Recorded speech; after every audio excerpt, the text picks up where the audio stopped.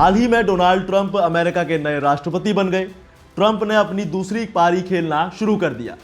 पद संभालने से पहले ट्रंप ने शपथ ग्रहण के दिन चीन को न्योता भेजा था।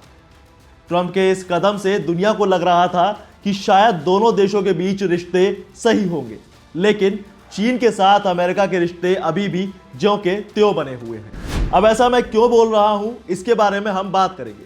तो नमस्कार, मैं हूं आपके साथ दिव्यांश वर्मा और आप देख रहे हैं वन इंडिया हिंदी।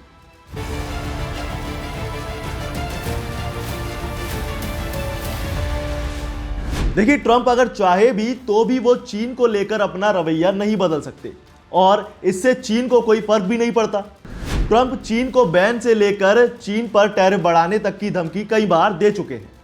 हालांकि चीन इन सब से दूर है और अपनी दुनिया में मगन है, लेकिन अब इसी मगन अंदाज में चीन ने एक ऐसा काम कर दिया है कि अब बवाल होना तय माना जा रहा है।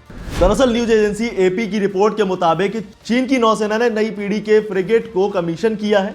चीन ने यह कदम इसलिए उठाया क्योंकि समंदर में अमेरिका और दूसरे इलाकों की पावर्स के साथ कंपटीशन हाई है और इसीलिए चीन ने समंदर में एक जहाज उतार दिया है।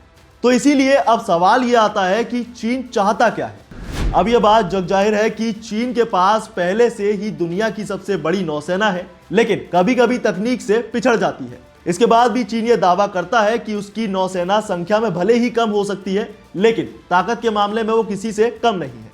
इसीलिए चीन अब अपने हथियार और जहाज फिर से तैयार कर रहा है जो पहले खराब हो चुके हैं। आपको बता दें कि चीन की पीपल लिबरेशन आर्मी यानी नेवी मेनली चीनी पूर्वी तट और विशाल और रणनीतिक रूप से जरूरी दक्षिण चीन सागर में ऑपरेट होती है, जिस पर चीन पूरी तरह से अपना दावा करता रहता है। और ये वजह एक मिशन यानी ताइवान पर किसी भी हमले में सेना का समर्थन करना है, जो चीनी कोस्ट से लगभग 160 किलोमीटर दूर एक सेल्फ गवर्निंग आइलैंड लोकतंत्र है, जिसे बीजिंग ने जरूरी होने पर ताकत से कब्जा करने की कसम खाई है।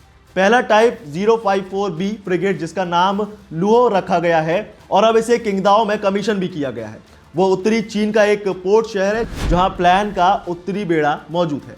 इस जहाज का वजन लगभग 5000 टन है। साथ ही इसमें स्टील्थ तकनीक, लड़ाकू कमांड सिस्टम और फायर पावर इंटीग्रेशन जैसे फीचर्स जोड़े गए हैं।